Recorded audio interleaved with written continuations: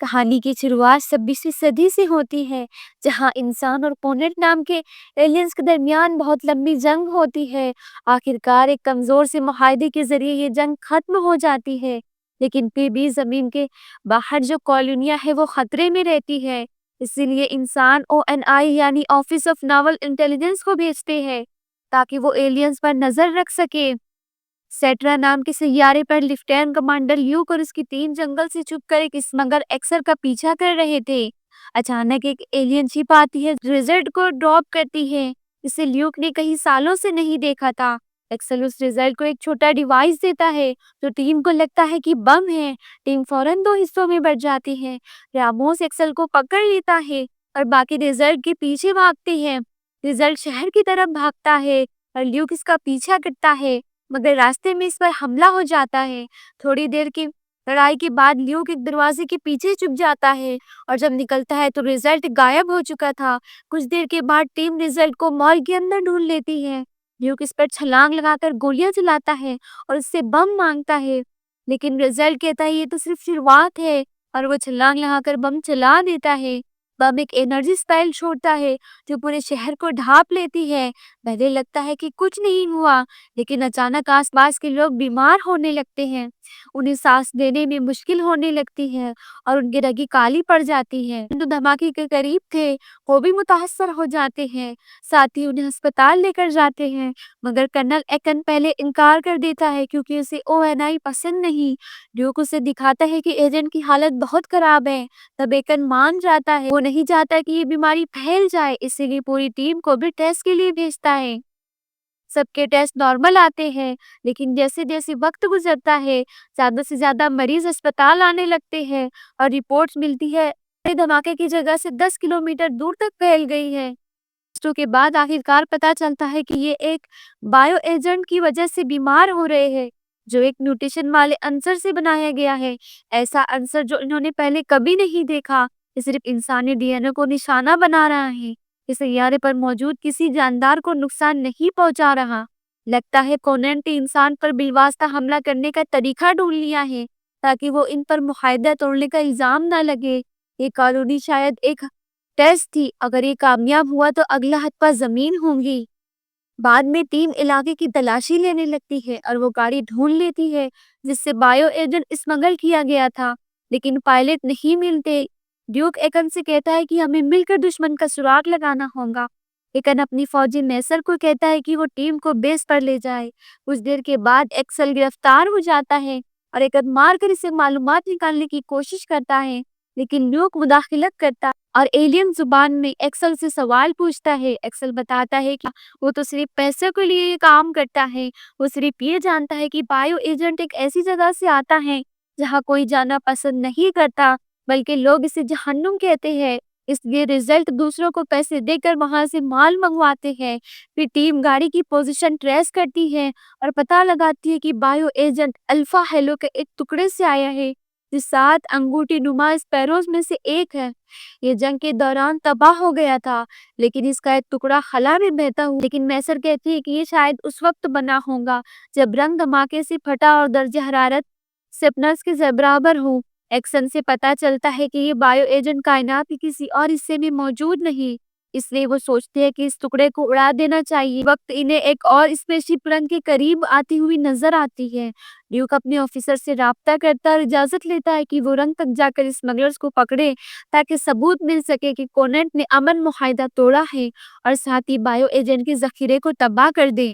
لیکن یہ مشن بہت مشکل ہوگا کیونکہ ریئر جینیٹک کی شدید گرمی انسانوں کے لیے ناقابل برداشت ہے، اسی لیے انہیں وہ کام صرف ان 16 گھنٹوں میں مکمل کرنا ہوگا جب ٹکڑا سورج کی طرف سے ہٹ کر رات میں ہوتا ہو، اور کامیاب ہونے کے لیے انہیں کولونیل گارڈ کی مدد درکار ہوگی۔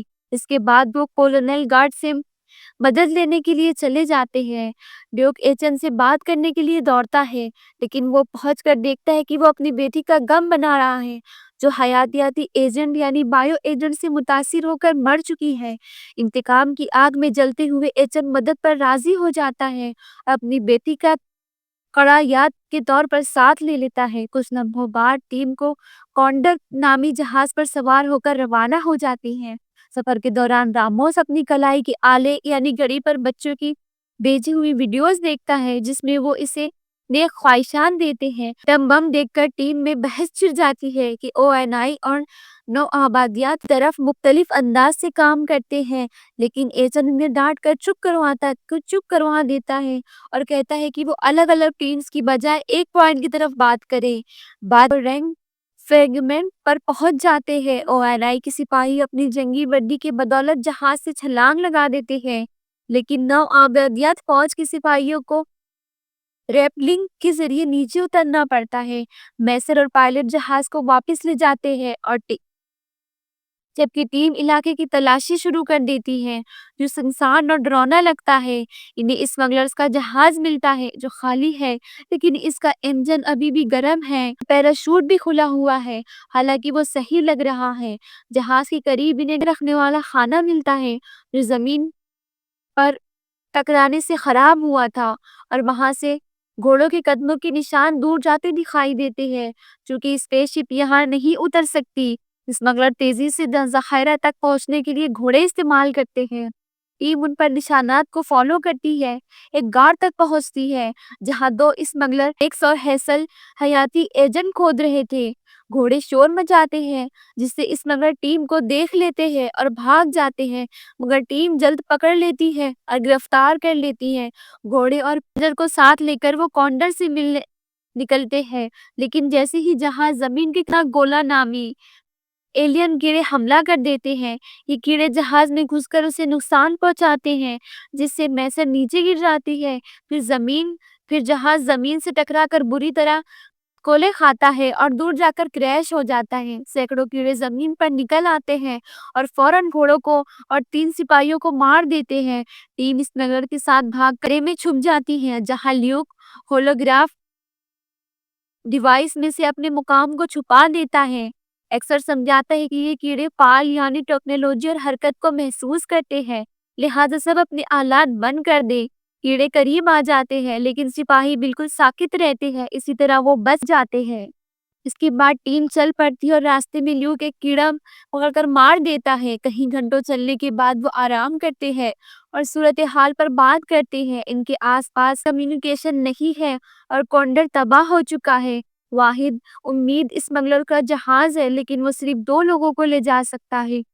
لیوک تجویز دیتا ہے کہ انہیں کانڈر سے ایٹم بم نکال کر مشین مکمل کرنا چاہیے اور ایجن اس سے منفک ہوتا ہے۔ وہ فیصلہ کرتا ہے کہ واپس جانے کے لیے قرعہ اندازی کری جائے تاکہ سب برابر رہے۔ خطرناک سفر کی وجہ سے وہ اپنی ذرا بہتریانی کپڑے اتار دیتے ہیں اور صرف آکسیجن اور ہتھیار رکھتے ہیں تاکہ کیڑے انہیں نہ ڈھونڈ سکے۔ راستے میں وہ ہورگن تجویز دیتا ہے کہ انہیں صرف اصلی سپاہیوں کو لے جانا چاہیے اور نو آبادیات فوجی اور اسمگلرز کو پیچھے چھوڑ دینا چاہیے، لیکن لیوک اسے ڈانٹ کر چپ کرا دیتا ہے۔ اسمگلرز یاد دلاتے ہیں کہ جہاز صرف وہی اڑا سکتے ہیں۔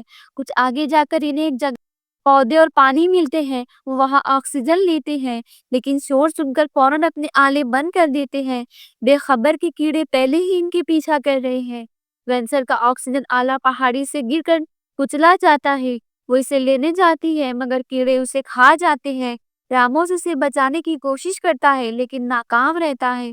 لیوک آلہ اٹھا کر راموس کو کھینچ کر بچا لیتا ہے۔ لیوک اپنے پتھر کے نیچے پھنس جاتا ہے اور کیڑے ان پر حملہ کر دیتے ہیں۔ میسر ایجن کے حکم کے خلاف جا کر اس کی مدد کرتی ہے اور وینسر کا آلہ آن کر کے پھینک دیتی ہے تاکہ کیڑے اس طرف چلے جائیں۔ وہ دونوں بچ نکلتے ہیں لیکن وقت کم رہ گیا تھا۔ اچانک انہیں وینسر جیسی شکل نظر آتی ہے مگر یہ کیڑوں کا جال تھا۔ ایجن ہیل کو دھکا دیتا ہے اور کیڑے اسے کھا جاتے ہیں۔ باقی ٹیم بھاگ نکلتی ہے۔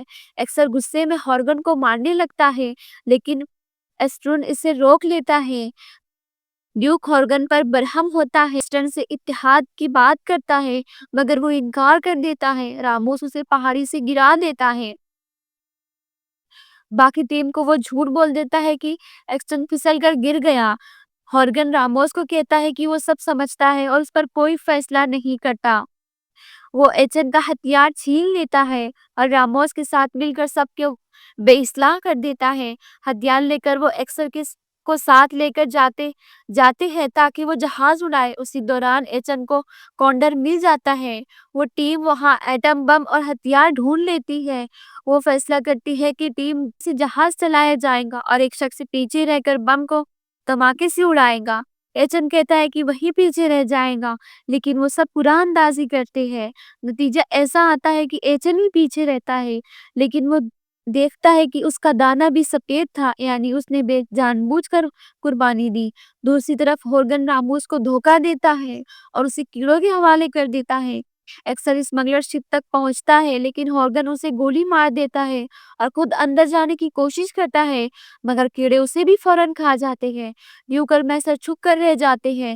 دھماکہ کر کے کیڑوں اور حیاتی ایجنٹ کو خاتمہ کر دیتا ہے۔ خود بھی وہ شہید ہو جاتا ہے، لیکن باقی انسانیت بچ جاتی ہے۔ اسی کے ساتھ یہ کہانی یہیں پر ختم ہو جاتی ہے۔ ویڈیو پسند آئے تو ایک لائک اور چینل کو سبسکرائب ضرور کر دیجیے گا۔